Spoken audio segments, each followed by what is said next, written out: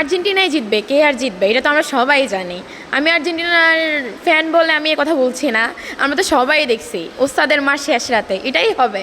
Argentina জিতবে কারণ হচ্ছে তাদের খেলার যে ধরন, আর হঠাৎ করে যে আর্জেন্টিনা ম্যাচের যে পরিবেশটা চেঞ্জ করে ফেলে, যেটা আমরা গত ম্যাচে দেখেছিলাম মিশরের সাথে। এবারে বিশ্বকাপ আমার কাছে মনে হয় ফ্রান্স জিতবে।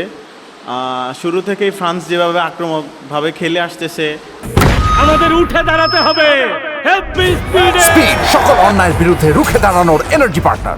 কিলিয়ান এমবাপ্পে যেভাবে তার আক্রমণ রক্ষণা যেভাবে দেখাচ্ছে, আমার কাছে মনে হয় নকআউট পর্ব থেকে এখন পর্যন্ত যে সকল ম্যাচগুলো ফ্রান্স তাদের আক্রমণাত্মক ভাবগুলো দেখাচ্ছে, শেষ পর্যন্ত মনে হয় আর ফ্রান্স এবারে বিশ্বকাপ আবার হাতে নেবে। এই মুহূর্তে বলাটা খুবই টাফ, তবে আমার দৃষ্টিতে স্পেন, এরপর হচ্ছে ইংল্যান্ড, এরপর হচ্ছে ফ্রান্স, আর হচ্ছে আর্জেন্টিনা, এই চারটা টিম সেমিফাইনাল খেলবে যতটুকু ধারণা।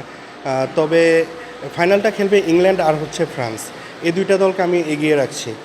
তার কারণটা হচ্ছে এই বছর ইংল্যান্ড যথেষ্ট ভালো পারফরমেন্স করতেছে, তাছাড়া ফ্রান্সের যে প্লেয়ারগুলো আছে যথেষ্ট ভালো খেলতেছে।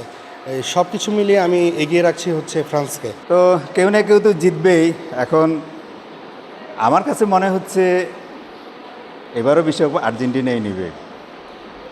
যদিও আমি আর্জেন্টিনার ফ্যান না, তবে পছন্দ করি, কারণ ফ্যান এক জিনিস, পছন্দ করা আরেক জিনিস।